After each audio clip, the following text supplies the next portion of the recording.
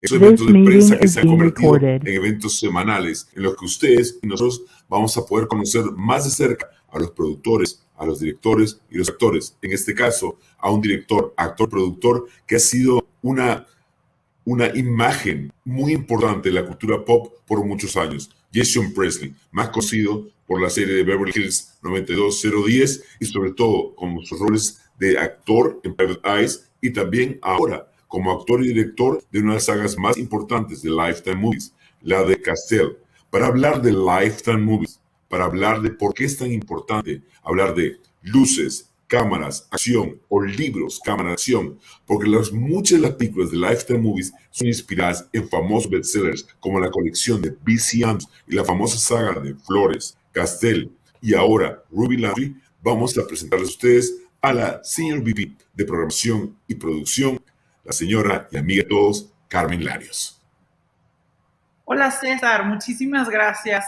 Muy buenos días a todos. Gracias por acompañarnos el día de hoy para saber un poquito más de lo que estamos presentando en Lifetime, sobre todo en Lifetime Movies, que tenemos esta gran saga, como bien dijo César, escrita por Andrews. Nosotros hemos tenido un gran éxito y agradecemos a toda nuestra audiencia, que gracias a ustedes también que cuentan estas historias, con esta franquicia de Lifetime Movies que trata de los libros y la literatura que la lleva a la pantalla. Nosotros la hemos llamado libros, cámara y acción, porque así como el nombre lo dice, de los libros nos llega a la pantalla este contenido. Y V.C. Andrews es una de las figuras más emblemáticas que todos nosotros hemos quizá escuchado a través de Flores en el Ático, la saga Casteel. Y en esta ocasión, en el mes de julio, tenemos el estreno exclusivo en Lifetime y Lifetime Movies de la saga Landry. ¿Y qué es la saga Landry? Bueno, la saga Landry son una serie de libros escritos por V.C. Andrews con muchísimo éxito y que llegan a la pantalla de Lifetime.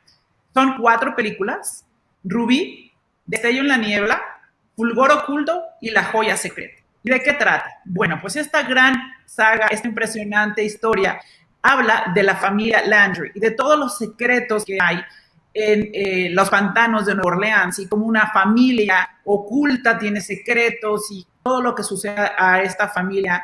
Y nosotros en Lifetime estamos muy orgullosos que a través de esta franquicia que nosotros llamamos de libros a la pantalla, la vamos a poder llevar a toda nuestra audiencia en América Latina, tanto en Brasil como en el resto de todos los países en América Latina. Y para esto les vamos a enseñar todo lo que tenemos, les vamos a enseñar los promos, les vamos a enseñar un adelanto de esto. Y tenemos a una persona muy importante que ha sido clave en la icónica saga anterior, que es la saga Casteel, que también vamos a tener en Lifetime el mismo mes de julio y repetir posteriormente durante el verano. Y Flores en el Ático es otra de las sagas de V.C. Andrews que hemos estrenado año con año, repitiendo, porque ha sido un éxito total para todos nuestros televidentes.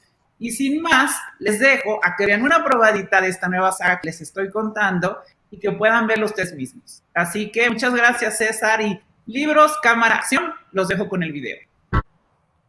Cuando hablamos de V.C. Andrews, hablamos de una de las colecciones más importantes en la literatura americana, pero también hablamos de unos grandes éxitos a nivel cinematográfico con Lifetime Movies, porque tienen los mejores ingredientes para engancharnos desde su comienzo: drama, traición, pasión, lujuria, incesto, y dije incesto, además de romance, también el romance, y mucho misterio. Todo esto, una saga de libros que parece nunca agotarse, porque en cada colección que Lifetime Movies presenta, vamos a poder disfrutarlo, no solamente a nivel lineal, en estreno, sino también van a estar disponibles inmediatamente a partir del día de hoy en VOD. Todos los títulos de la saga de las Flores, los títulos de la saga Casteel con Jason Priestley, y también van a estar, luego del estreno de Ruby Landry, como dijo Carmen, todos los estrenos de esta increíble y fascinante aventura literaria y cinematográfica con Lifetime Movies. Vamos ahora a presentarles y recordarles a cada uno de ustedes qué ocurrió en la saga de las Flores y en la saga de Casteel.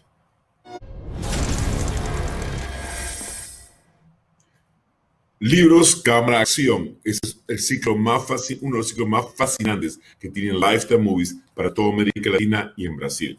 ¿Cuándo van a poder disfrutar de la maratón de todas estas películas de la saga de las Flores, la saga Casteel y la saga Landry? Exactamente en Brasil el día 24 de julio y en América Latina el 25 de julio. Y podrán disfrutarlo también en VOD a partir del 1 de julio.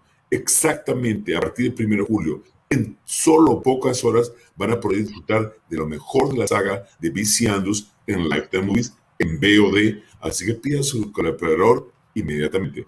Ahora vamos a compartir con ustedes un video que preparamos para contar en algunos minutos la gran historia de este increíble ser humano y sobre todo actor que desde muy joven sabía que la actuación era lo suyo.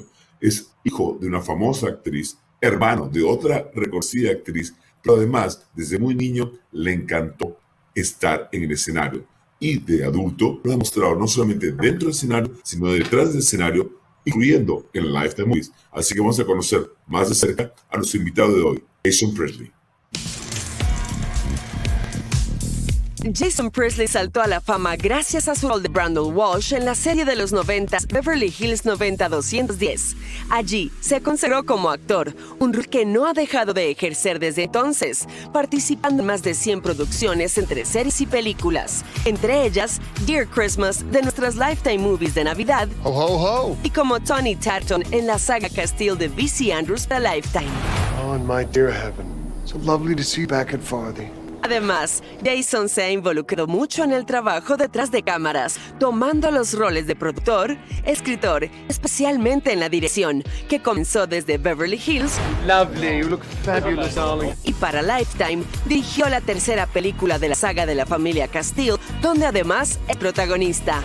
Let me show you something. También escribió su autobiografía que se publicó en 2014 y continúa sorprendiéndonos con su versatilidad.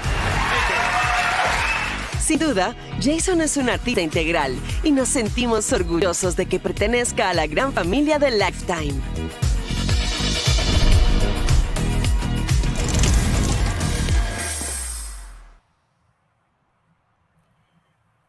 Now is the time to introduce you to Jason Priestley.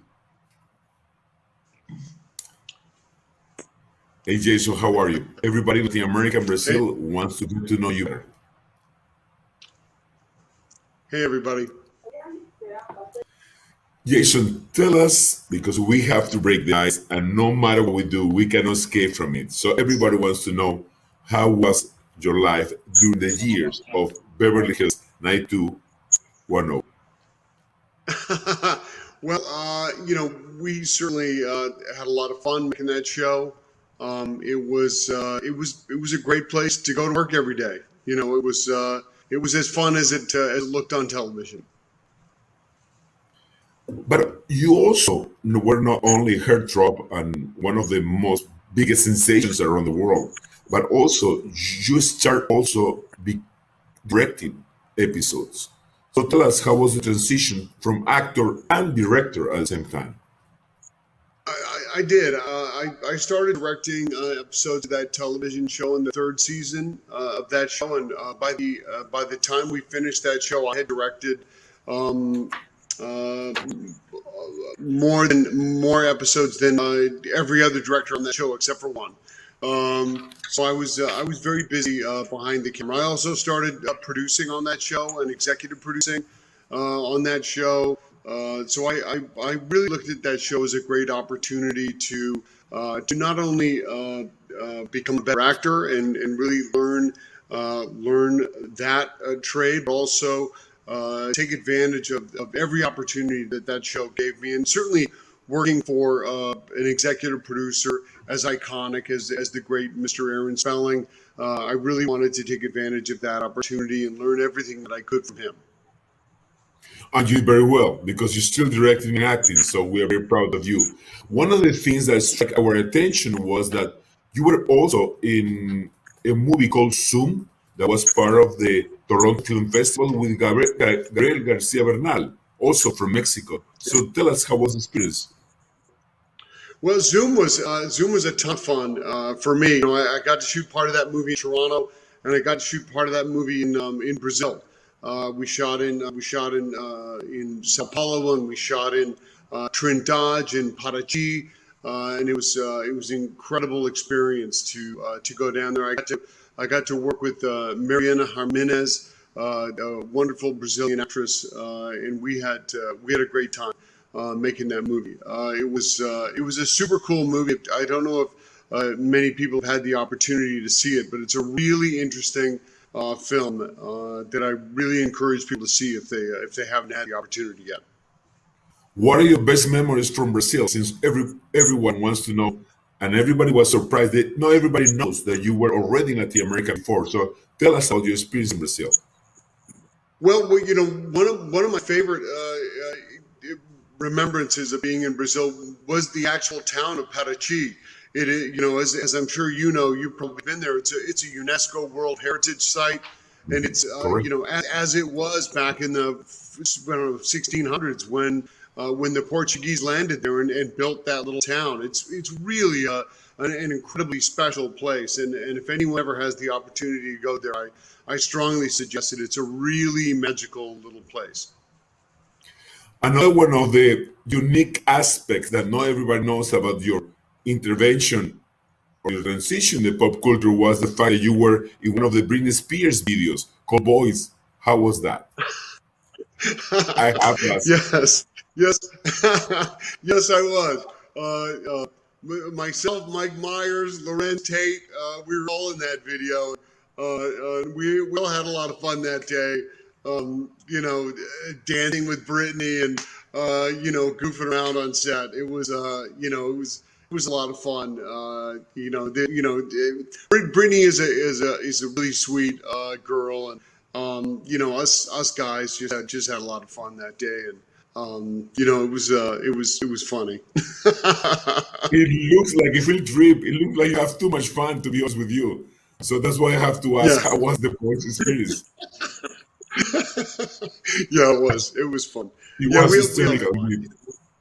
Yeah. So now let's talk about Lifetime and B.C. Andrews. B.C. Andrews is a very prolific author and with so many movies and so many books about incestuous relationships, basically, and all the things that go south in the South. And we want to know how you were called and how you were casting or how you were attracted to this particular role. Well, the executive producer Dan Angel is an old friend of mine, and we were looking for an opportunity to work together. We've tried to work together several times in the past, and he approached me with these books and asked me if I'd be interested in tackling the role of Tony Chatterton. I mean, Tony is was a role that was going to be very challenging because of the fact that he that role spanned about 35 years in the 3 of the 5 books that Tony appeared in, and it was a very challenging role in that Tony obviously was a very difficult character because of the sociopathic tendencies and because of the incest and because of the alcoholism and because of all of it, right? So I think he knew that he needed to find an actor who had a certain built-in likability to be able to bring to that character, to sort of make him palatable, even though he was doing a lot of not so palatable things. And for me, there were a lot of challenges in there that I was willing to take on, because I always enjoy roles like that I like playing difficult characters like that these days. And I found Tony to be very challenging, and I also enjoyed the challenge of the aging process that we took on. And there was a wonderful makeup artist named Pearl Louie who did all the aging makeup for me in Vancouver, and a fantastic hair team in Vancouver, led by my friend Russell. Who's a very old dear friend of mine, also in Vancouver, who tackled that. But this was not only a challenge. I got to work with old friends, which was nice. What's that? This was not only a challenge, but was also a big departure from everything that you have done before. It, but the most Yeah, weird, yeah. Go ahead. but also in fact that was not only the partner was the big challenge. You make it also. It was easy to hate you, but you were likable at the same time. How you did that? Well, I mean, that's the challenge, right? I mean, that's always the challenge with roles like that. And I think it's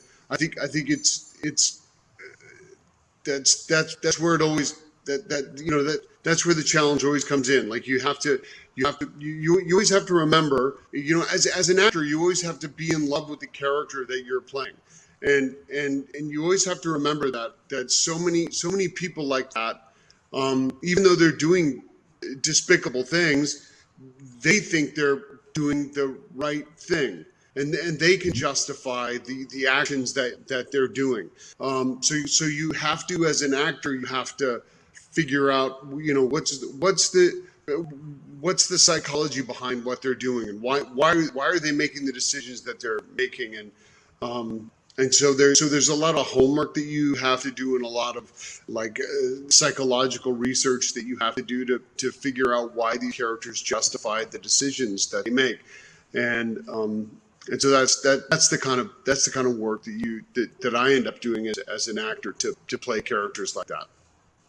But you went beyond that. You were not only the leading male actor, you stepped in as a director. How was that combo overall?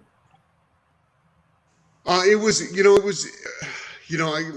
I guess I just like to always put myself in situations where I when I overextend myself. But directing the film of Fallen Hearts was it actually turned out to be a lot of fun. Because Annalise is such a wonderful actress, and having the opportunity to work as closely with her as I got to was super fun. Along with everybody else in that film, we had an exceptionally talented cast, and also there were other challenges in that film. I had to work with a lot of special effects teams to create the whole lion attack sequence, and so there were a lot of really rewarding challenges for me as a director to get to tackle in that film, and so that definitely made it all worth it for me. Also, we shot all the films in Vancouver, which is my hometown. So I got to go and spend 8 months in my hometown, and spend a lot of time with my family and with a bunch of old friends, and that definitely makes experiences like that all the better for me. Talking about Canada, even you are American now, and talking about Canada, you also have a role as a director sometimes, and also the main character of a very successful series that we can also watch in the US called Private Eyes. So tell us about Private Eyes, and tell us about what Jason is doing these days. We just finished filming our 5th season of Private Eyes. Private Eyes is, thankfully, has been an incredibly successful show, not only in Canada and the U.S., but in 180 some countries around the world. It's been a remarkably successful show all around the world, which has been incredibly gratifying for all of us who work on the show, because we all really love making the show. So it feels really good that people seem to enjoy it all around the world. Other than that, I mean, that show seems to take up most of my time these days, which is great for me. The show's tons of fun to make, and so I don't mind that. Also, everybody wants to know, you are a family man with 2 kids, a beautiful marriage. Yep. You also directing, you're acting, and we are in pandemia. How's pandemia in Canada and everything else? How's which in Canada? I'm sorry. The COVID situation, the pandemic. How is the pandemic over Yes. there?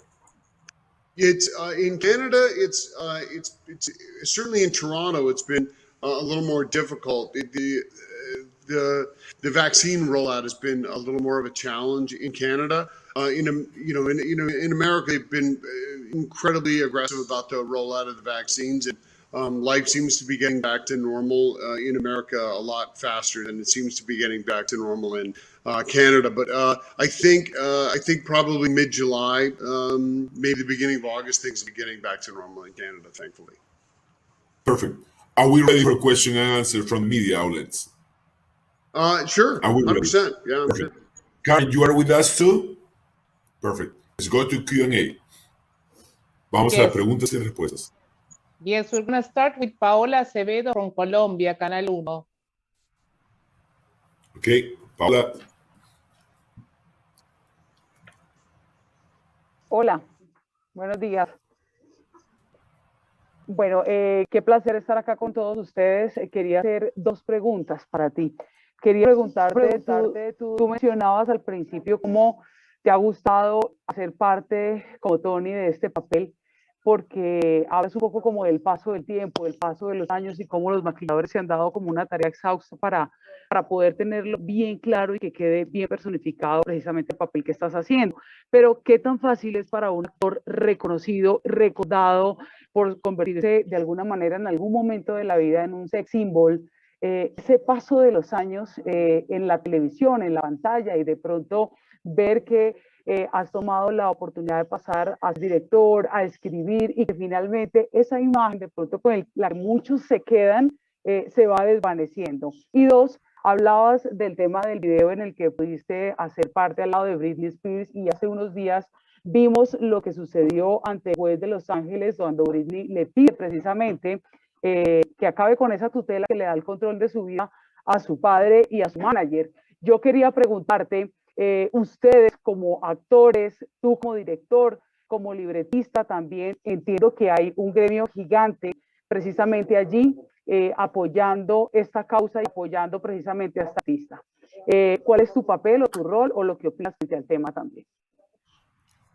Jason, the first question in Spanish, she just said from Colombia is, you were known as a sex symbol. How difficult it was for you to step in a role that made you change in a dramatic way the pass of time in BC Andrews. You were from sexy symbol to almost literally grandpa in front of everybody's eyes in the blink of the eye. Did your ego was hurt at a certain point?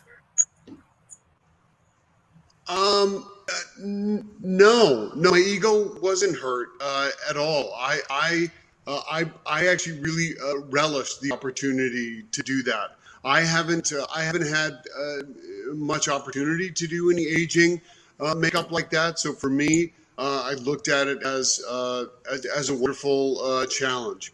I think the last time I really did any full aging prosthetics like that was sort of was in an episode of Beverly Hills 90210 where I did a scene with myself, where Brandon did a scene with a jeweler called Mr. Frudenberg, and he went to Frudenberg's jewelry store, and I played the old jeweler that Brandon went to go buy a ring from.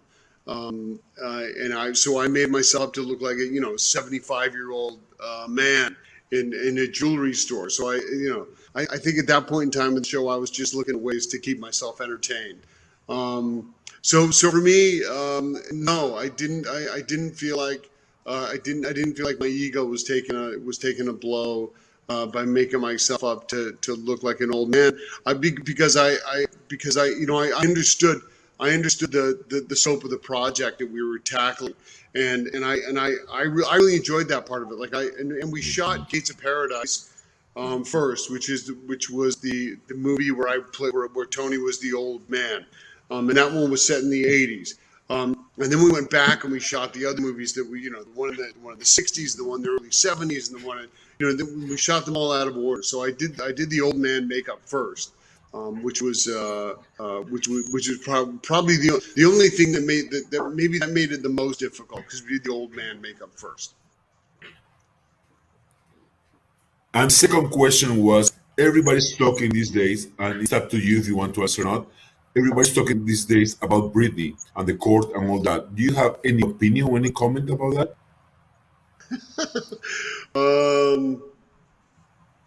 No, because I don't know enough about the legality of it. More than fair enough. Thank you, Jason. Now, Now- we have a question from Argentina.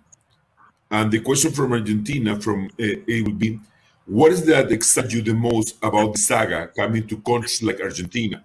And what reference do you have from Argentina? The question comes from Virginia Bruno from El Dia newspaper. Well, I'm just excited for people to see these movies. And anyone who's a fan of the books, I think, will really enjoy these movies. Like if you read the Casteel series of books, I think you'll really enjoy the movies. I think we did a really nice job and a really faithful adaptation of the books. And I don't really have any memories of Argentina. Not yet. I've always wanted to go to Buenos Aires, but I haven't made it there yet. Hopefully someday soon. Not yet. Also, we has another question from the social media fans from Lifetime saying that you love to cook. And if you love to cook, if you ever consider the idea to have a cooking show? I do love to cook.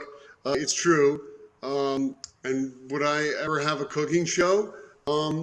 Sure. Yeah. I guess I could have a cooking show.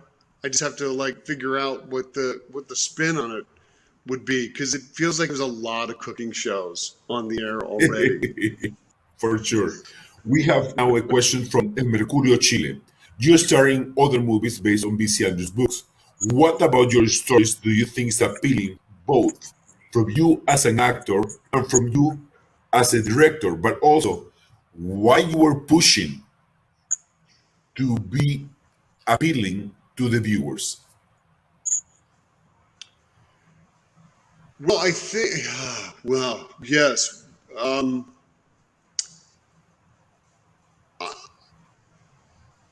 I think that V.C. Andrews' novels have resonated with readers for so long because they're representative of a certain segment of American society. And I think that they give people a window into that society. Although it is a very overly dramatized, heightened view into that society. I think it allows people to sort of view something and through a one-way mirror. Do you know what I mean? Mm-hmm. They can sort of like they're viewing something in an interrogation room. And I think it sort of feels a little bit voyeuristic, and I think that people enjoy that, and I think that that's why these movies will resonate with people as well. It sort of gives people a view into other people's lives that they feel like maybe they shouldn't be watching so much. So it's a guilty pleasure, Lifetime movies indeed. 100% guilty pleasure. Well put. Yeah. Now, the second question, and about talking about guilty pleasures, so you better watch out, is it seems that you enjoy way too much to be a director. Are you planning to be a director full time? I do enjoy directing, and I sort of split my time pretty evenly these days. Like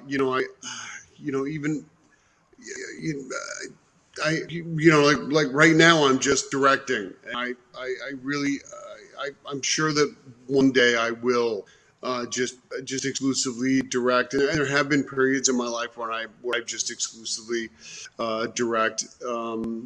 So I'm sure that day is coming for me. Perfect. Mariana, what's the next question? Yes, from Brazil, Luciano Guaraldo from UOL. Perfect. Hi, Jason. Hi, everyone. I have a two-part question. First one is about the makeup to getting old. How long did that process take daily? And secondly, about guilty pleasures, not only the DC Andrews, but guilty pleasures in general. Why do you think, and Carmen can jump in as well, why do you think they're so successful, especially in these days where the pandemic is stressing everyone out and they sort of feel like escapism from reality and we can just enjoy this over the top for 2 hours? So you understand that he's referring to lifetime movies as guilty pleasures as well. Jason, go for it. Yes, 100%. I'm sorry, what was the first question again? How long did The the makeup? Oh, how long did the The makeup makeup. take? I'm sorry. Yes, of course. That old age makeup took about 3 hours in the morning to put on, and then it would take me about an hour to take off at night. So it was quite a lengthy process, but one I think was definitely worth it because I think you know Pearl did a great job on it every day. And I think that I think you know we made these movies and these movies aired originally here in you know in America and in Canada before the pandemic, and they were very successful here. But I think that the pandemic makes this kind of guilty pleasure even better. I mean, I think that everybody needs escapism even more now. So I think that you know, watching these kind of movies now would be like even better. You know, I think they're just perfect for these kind of times. And the second question was first for Jason and then for Carmen, was also from Brazil, and he was asking Luciano, what do you think the guilty pleasures like the lifetime movies matter so much and work so well, especially in the pandemic days? Why do they work so well? Well, I think you know everybody likes to escape from their day-to-day problems, and you know certainly this pandemic has piled even more problems on everybody, and I think you know being able to get away from it is incredibly important and also therapeutic. So I think people should take advantage of it anytime they can.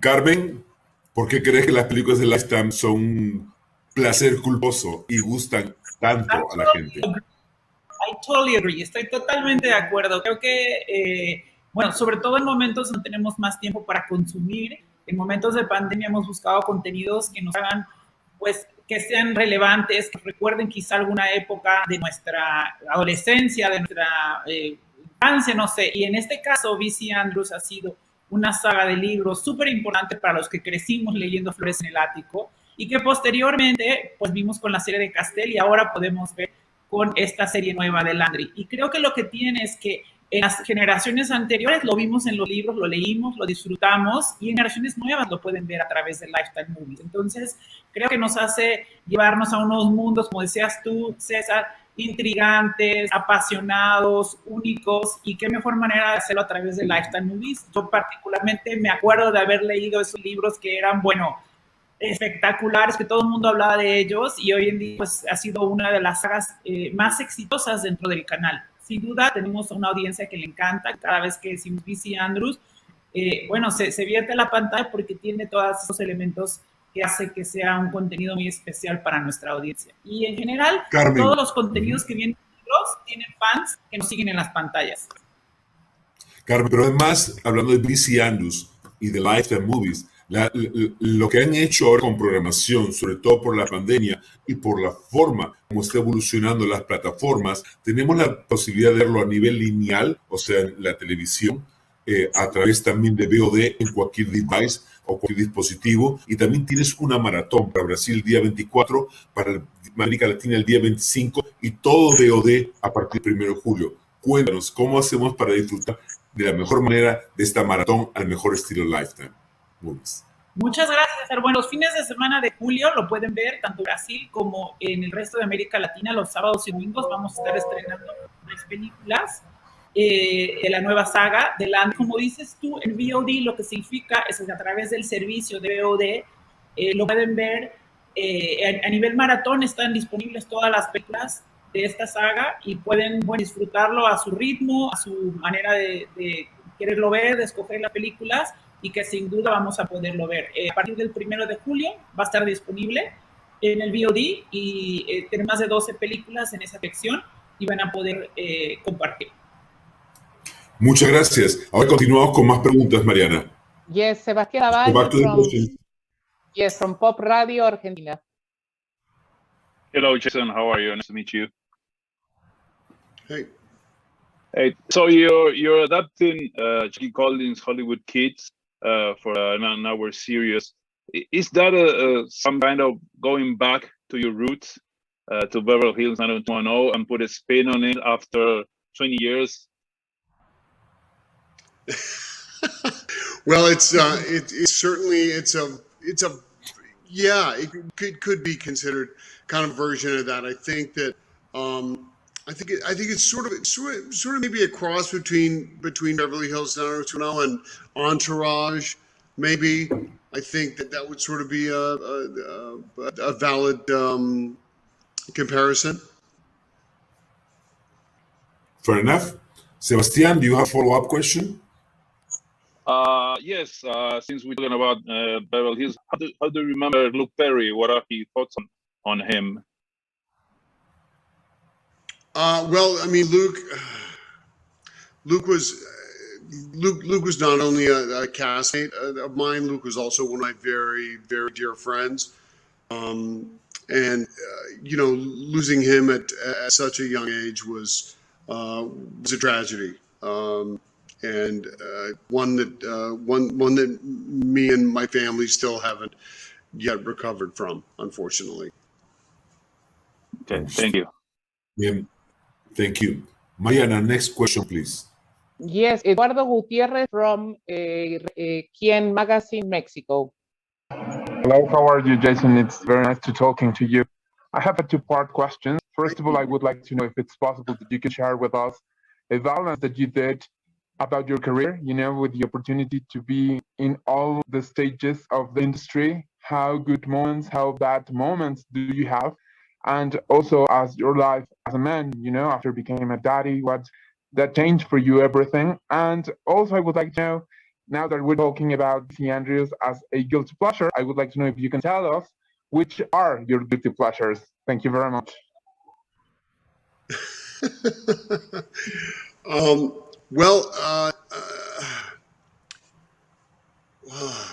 What are the good parts and the bad parts about being in this business? I mean, being in this business for as long as I have, I've sort of seen all sides of this business, and it's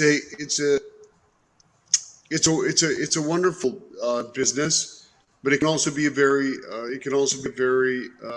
hard business and a very cruel business sometimes. And I think that the most important thing about having longevity in this business is to never lose your imagination, and never lose the desire to challenge yourself. And I think that's what keeps you moving forward in the business, and that's what keeps you relevant. And so that's what I've always tried to do, and it seems to be working out for me so far. So that's what advice I give to anybody who asks me, how to have a career that has some sort of longevity. Just try to stay motivated, and try to keep yourself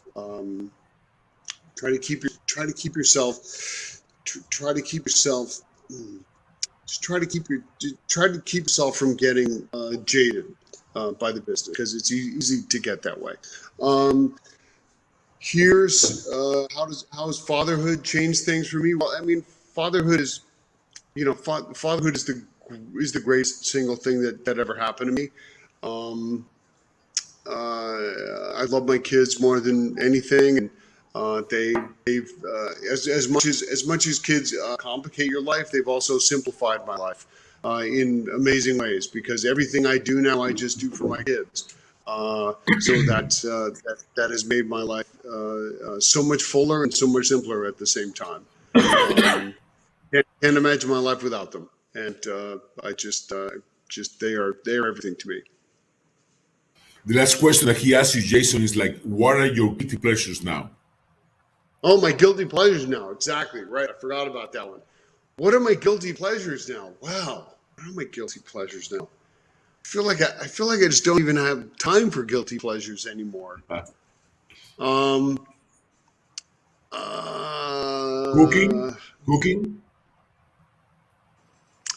Yeah.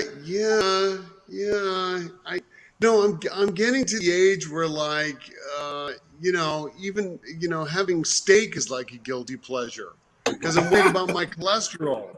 It's tragedy, right? Great answer. Next question, Mariana, please. Yeah, from Brazil, from Folha de São Paulo, Vitor Moreno.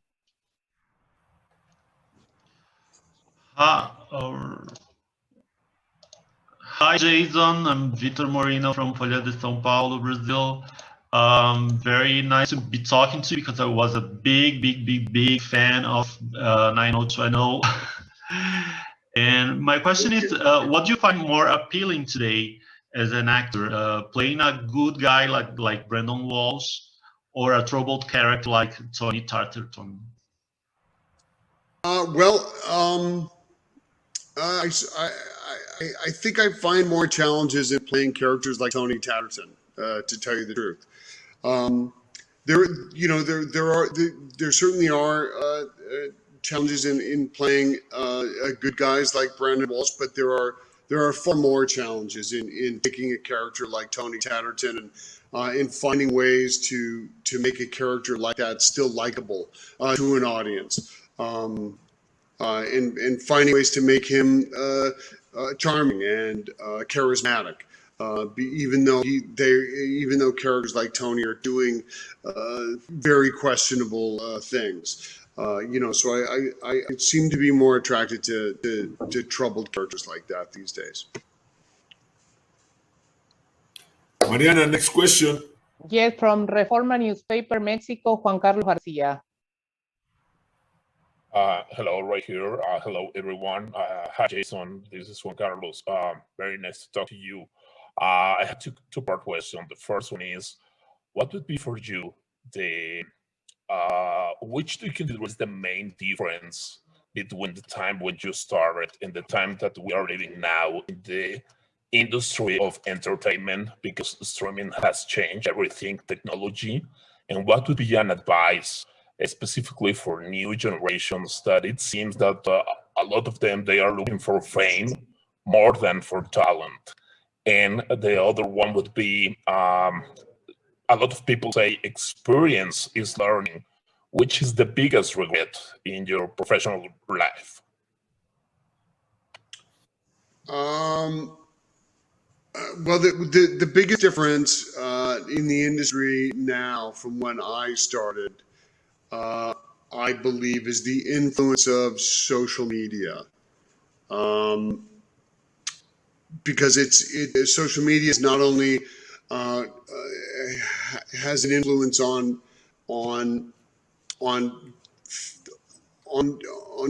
famous people. On famous people, it also has an influence on the way people get famous and what it means to be famous. And I think that also leads into your other question about fame and about people.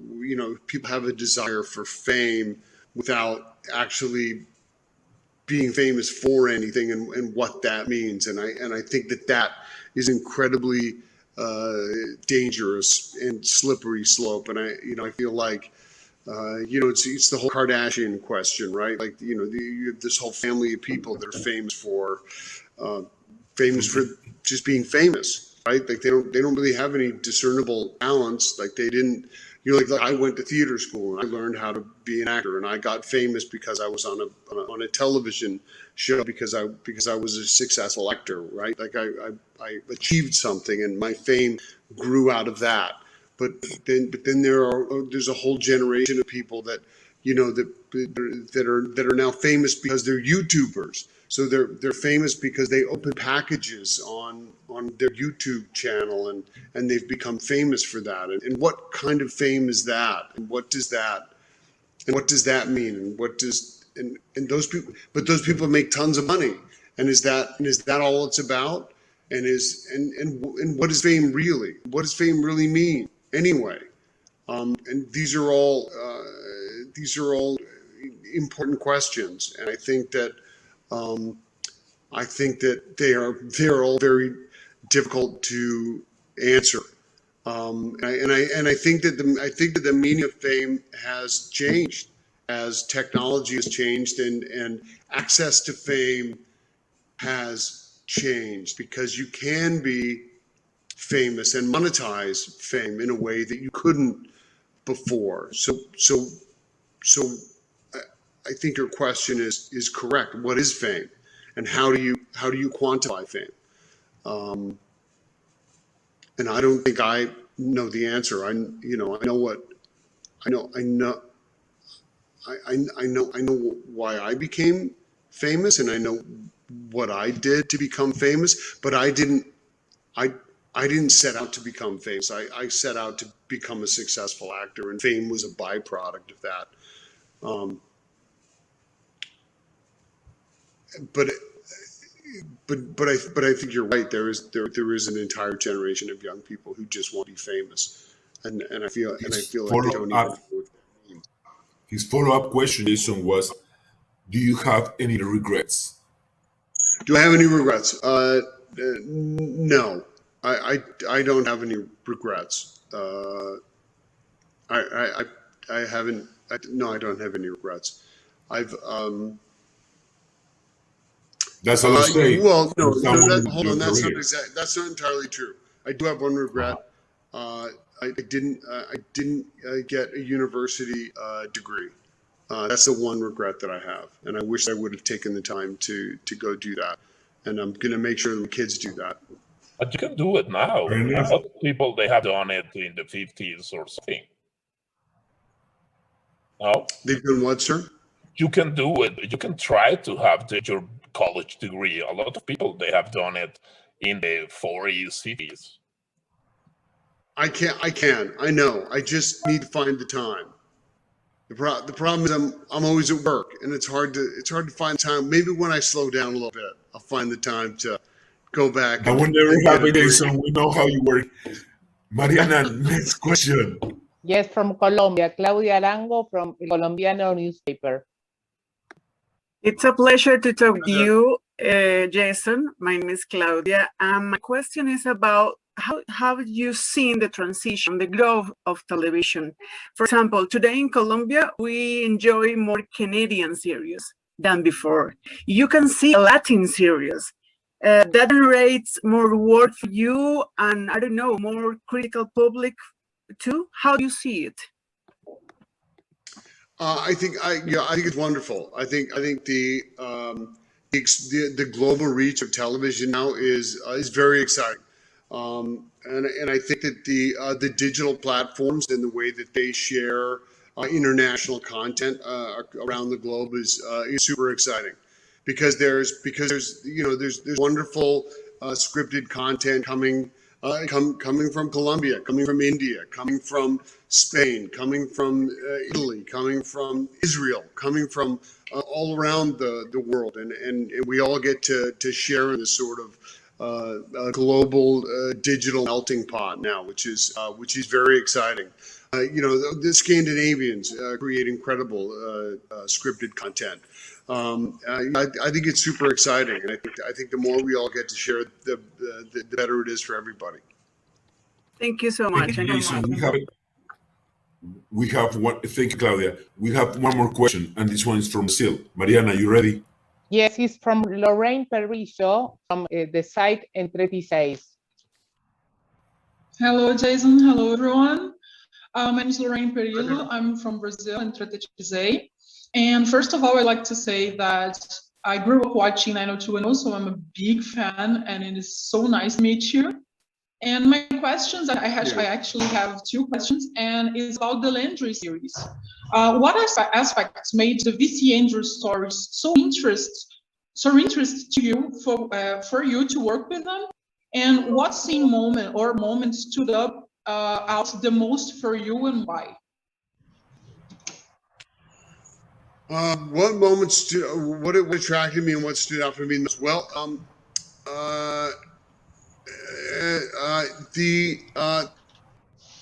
tackling the character of Tony Tatterton was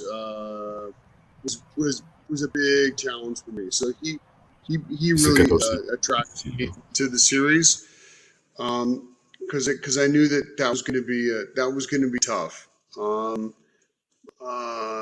And then also the opportunity to direct the movie of Fallen Hearts, I knew was going to be a big challenge as well. So those two things were really the big calling cards for me to attach myself to the series.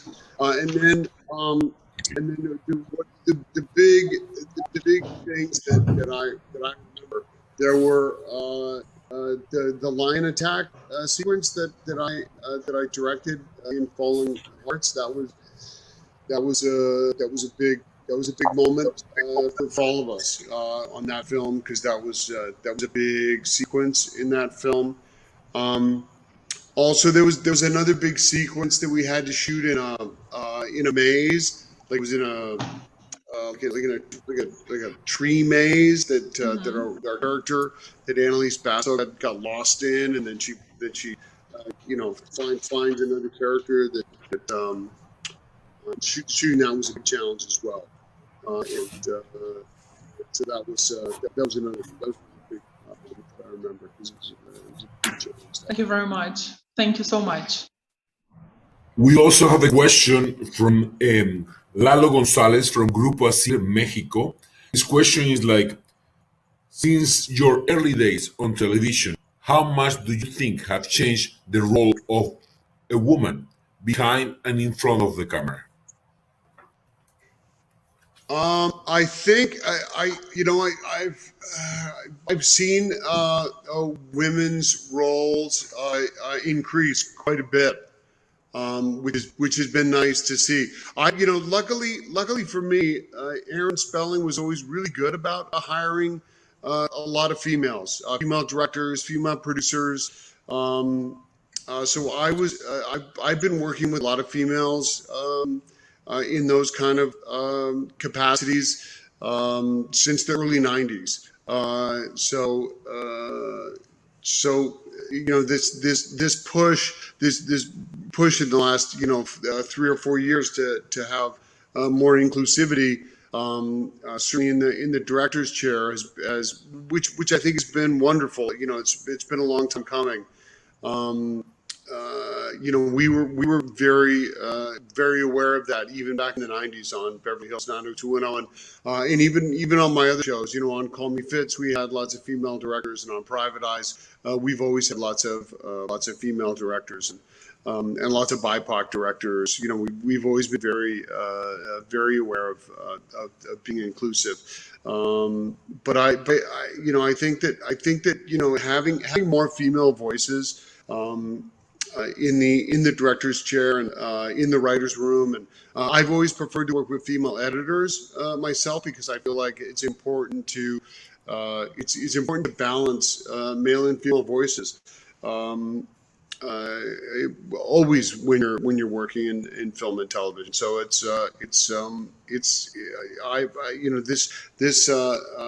the world that we're in today, where we're trying to balance things out, I think is something that we should have been doing for a long time now, and it's good that it's finally here. Jason, we want to thank you from bottom of our hearts today for your participation. We were expecting to find Brandon Walsh today, or maybe some kind of chase of Tony today, but we were able to find out was actually more impressive because we were able to meet that family man, that human being with the amazing heart that everybody has been always talking about. And we cannot be more grateful that your priorities are in order. It's such a fresh air to find someone like you that's able to share his heart in his hand, his story, his life, his perspective with no fear, just with love. And that's the way we love it. Your honesty is refreshing and your talent is amazing. In front of the cameras and behind the cameras, we're expecting to see much more from you. But thank you so much for allowing us to get into your heart and to the doors of your house today and get to know the real you, Jason. A wonderful human being with the priorities just in the best order and a family man who has a lot to share, even his guilty pleasures, and keep eating meat but only once per week because cholesterol, it could be a danger for you. Oh my God, thank you so much. You're very kind. Thank you. Thank you so much, Jason. All the very best. Thank you, Carmen. Thank you. Gracias a todos los que nos acompañaron. Recuerden que el estreno es el 14 de julio en Brasil, el 17 de julio en América Latina, el 24 de julio podrán ver la maratón en Brasil, el 25 de julio en toda América Latina. Y recuerden, está disponible en VOD a partir del 1 de julio. No se pierdan la saga maravillosa de B.C. Andrews, con Flores, con Casteel y ahora con Ruby Landry, al mejor estilo de Lifetime Movies. Como dijo Jason, hablemos de Guilty Pleasure, hablemos de escape, y qué mejor que con Lifetime Movies. Gracias, Jason. Thank you so much. Gracias, Carmen. Bye a todos.